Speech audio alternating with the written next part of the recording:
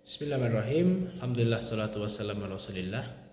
Oke, baik. Di sini saya akan berbagi pengalaman 0 jam tidur tapi besoknya tetap ngopi. Nah, begini ya. Itu pengalaman yang tentu bisa menjadi insight bagi kita semua.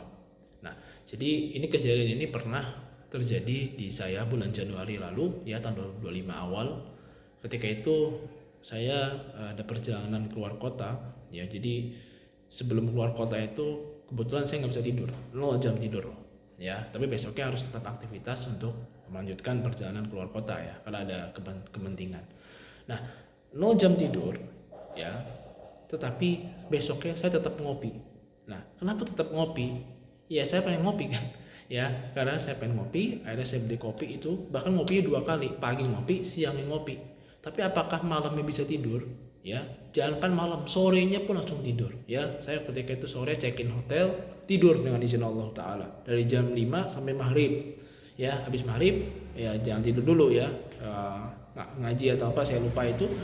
Malamnya tidur lagi dari jam 8 sampai subuh dengan izin Allah tanpa obat sedikit pun ya. Padahal malam sebelumnya manajer panik ya, kemudian parah. Kemudian saya ngopi, tapi ngopi tanpa gula ya. Nah, kenapa bisa tidur? Nah, ternyata saya pelajari ya, kalau kita melihat proses tidur itu kan sebagaimana proses mati ya. Kalau kita lihat di surat Az-Zumar ayat 42, itu kan tidur itu kan seperti mati ya. Yang namanya mati kan itu berpisahnya ruh dari jasad ya. Tapi kalau mati kan kita akan dikembalikan ke alam barzah dan seterusnya ya.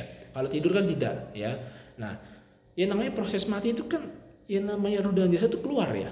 Nah, ketika tidur itu pasti kita akan menabrak seperti barrier itu ya. Ibaratnya kalau kita berbicara di otak, kita akan menabrak itu tuh ya, tahapan-tahapan tidur dari non rem dan sebagainya, tabrak tuh cek gitu kan. Nah, ketika menabrak ini, barrier ini, ketika kita lagi di fase-fasenya panik, kita fase-fase mikirin tidur terus, fase-fase mikirin ada di fase sleep anxiety, kepantul. Nah, kepantul itu kan nanti kerasa begini kan. Nah, itu yang disebut sebagai hypnagogic itu setelah saya pelajari selama bertahun-tahun.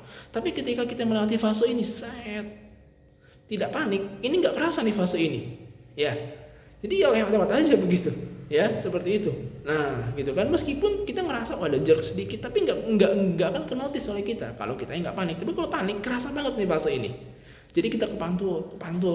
Nah, ya, fase itu pasti dilewati oleh semua orang. Sehingga hypnagogic itu ya pasti dilewati oleh semua orang yang akan masuk tidur. Cuman kerasa atau nggak kerasanya ya. Kalau semakin kita notice berdasarkan sumber dari beberapa coach tidur, ya akan semakin panik ya. Maka tidak usah dinotis. Memang susah ya cara untuk menotis bagaimana gitu kan. Itu udah saya sering bahas ya. Nah, jadi ini bencana sekaligus kesimpulan research ya. Mesti ngopi berapa kali pun asal tanpa gula ya. Ya, yang kalau pakai stevia saya belum pernah coba stevia. Asal tanpa gula, bisa kopi pahit dan sebagainya. Kita minum aja.